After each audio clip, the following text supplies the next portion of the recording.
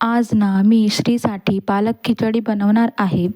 तर ही खिचडी खूप पौष्टिक असते आणि खायला पण खूप टेस्टी लागते.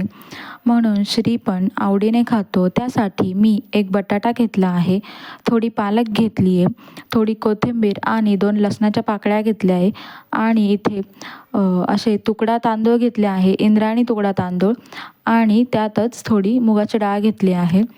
तर सगळ्यात आधी मी बटाटा असा थोडा बारीक बारीक कापून घेतला आहे, जेणेकरून तो शिजल्यावर पण व्यवस्थित मॅश करता येतो, म्हणजे श्रीला नीट खाता येतं. कारण त्याला अजून पूर्ण दात आलेले नाही, म्हणून त्याला चावून चावून खाता येत नाही.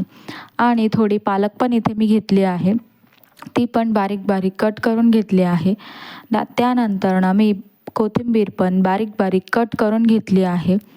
अजून लसणाच्या पाकळ्या पण अशा बारीक बारीक कट करून घेतल्या आहेत, जेणेकरून पूर्ण शिजल्यानंतरनं त्याला व्यवस्थित मॅश करता येतं.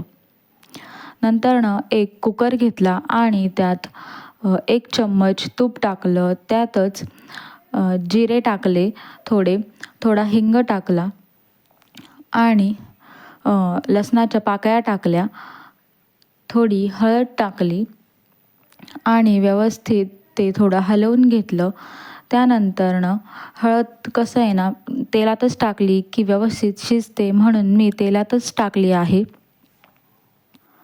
नंतरनं मी धुवून घेतलेले डाळ, तांदूळ आणि बटाटा त्यामध्ये टाकलं आहे आणि नंतरनं त्यामध्ये 1 ग्लास पाणी टाकलं आणि चांगली उकळी येऊ दिली. आणि उकळी आल्याच्या नंतरनं मला झाकण लावायचं होतं. तोपर्यंत मी इथे बाजूला वांगे बटाट्याची पण भाजी करून घेतली, कारण आमचे पण जेवणं बाकी होते, तर आमच्यासाठी ही भाजी केली.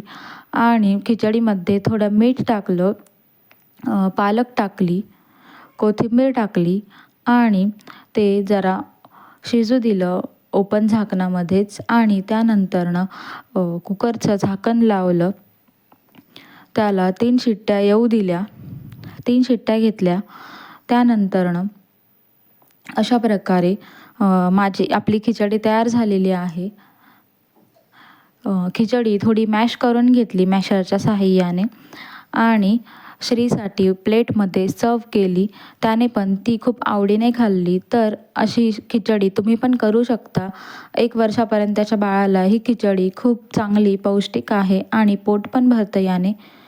तर असं तूप टाकून श्रीला खायला दिली. परत भेटूया नेक्स्ट व्लॉगमध्ये. तोपर्यंत बाय.